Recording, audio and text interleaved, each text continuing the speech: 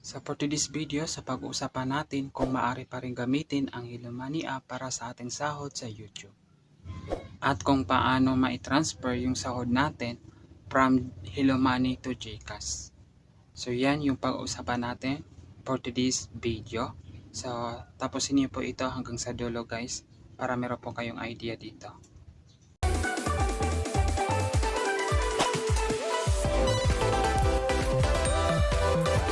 So before we start, kung bago pa lang sa aking channel, so huwag kalimutan mag-subscribe at hit the notification bell para updated ka kapag may bagong tayong i-upload na video tulad nito.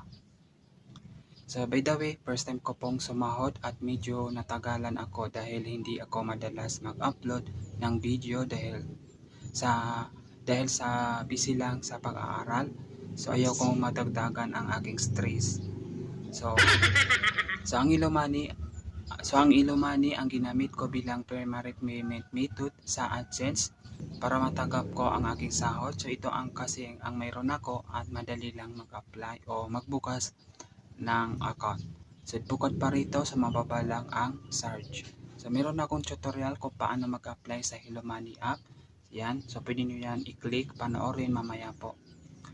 Noong January 22, 2025, so nakatanggap ako ng email mula sa AdSense na nagsasabing na ipadala na ang aking sahod sa Hello Money account ko. So hindi pa lumipas ang 5 days, so kinabukasan January 23, 2025, so nakatanggap ako ng message mula sa EOB na dumating na ang aking sahod. So pag-check ko sa Hello Money account ko, so pumasok na nga ito. So bakit EOB ang nag-message sa akin?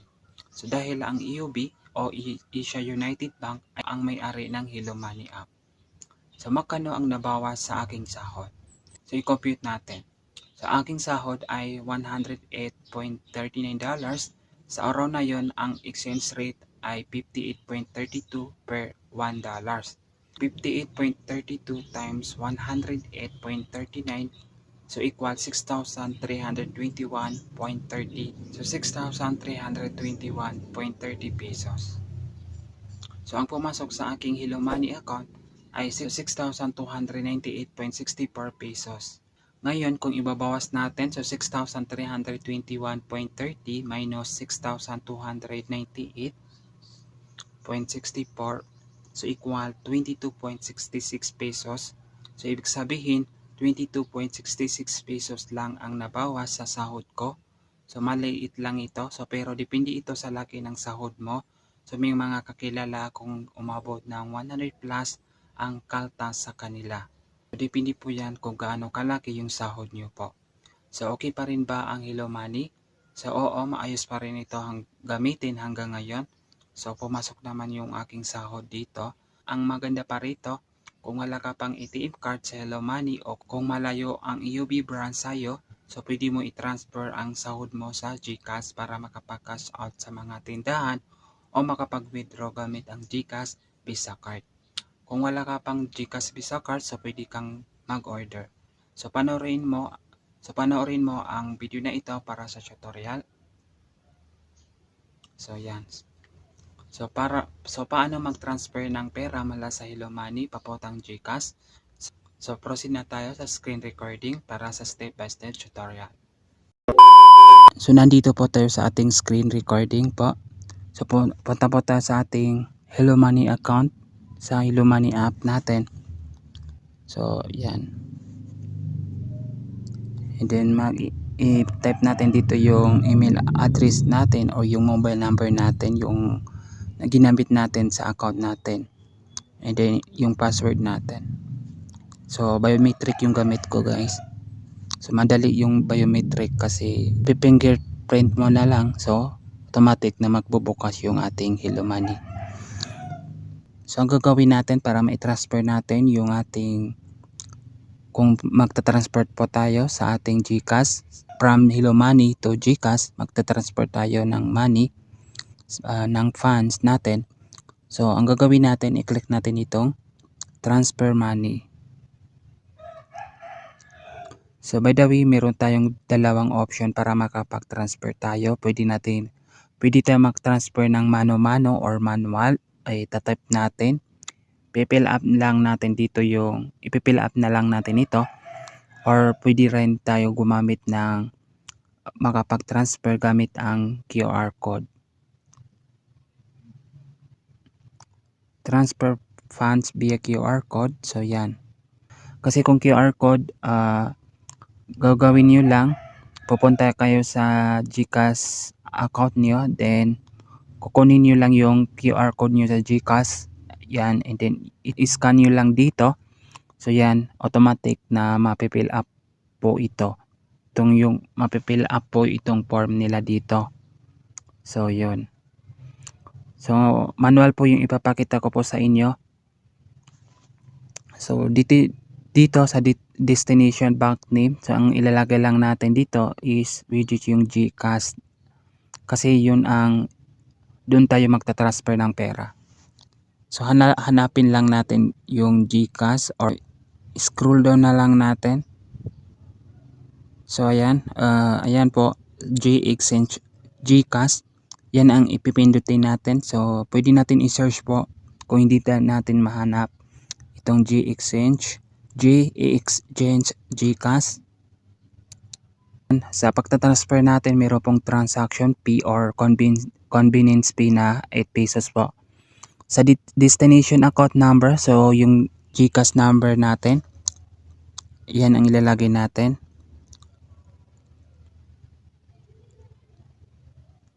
So make sure po na tama po yan para hindi tayo magkaroon ng problema. And then destination account name, yung pangalan natin sa ating GCash account. Ayan, and then amount, kung magkano yung itatransfer natin. So 2,000 lang yung aking itatransfer. So dito sa purpose, optional naman ito, at remark, optional po yan. So pwede natin lagyan ng purpose.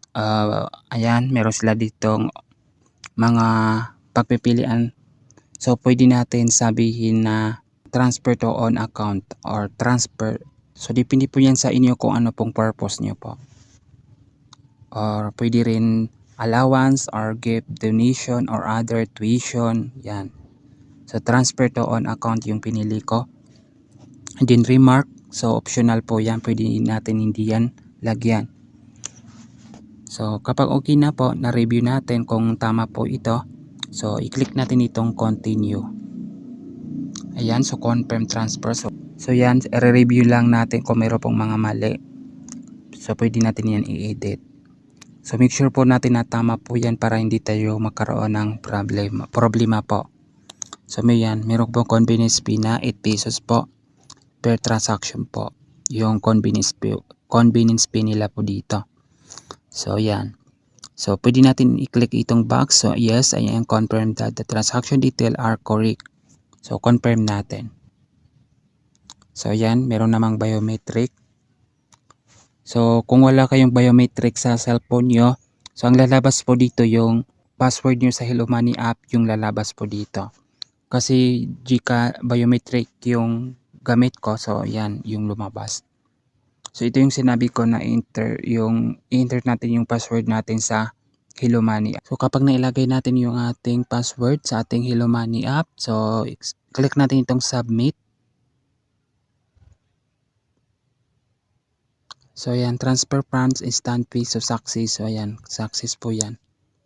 So pwede natin ito screenshot kasi once po na hindi po pumasok sa ating GCash account, so meron tayong patunay na meron tayong transaction na nag-transfer po tayo sa ating GCash. Yan, pwede pala natin isip dito. So transaction successfully received. So done. So as you can see guys, nabawasan yung aking balance po dito. So makikita naman natin dito sa transaction history na ayan, na-transfer tayo sa ating GCash.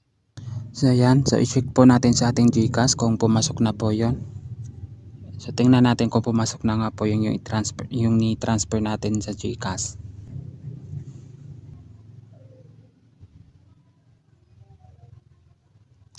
So ayun guys, so as you can see guys, so ayan, pumasok na yung 2,000. sa aking GCash account. So makikita naman natin dito sa inbox dito. So yan, yan GCash funds received. So you have received 2,000 of GCash from Asia United Bank Corporation or EUB.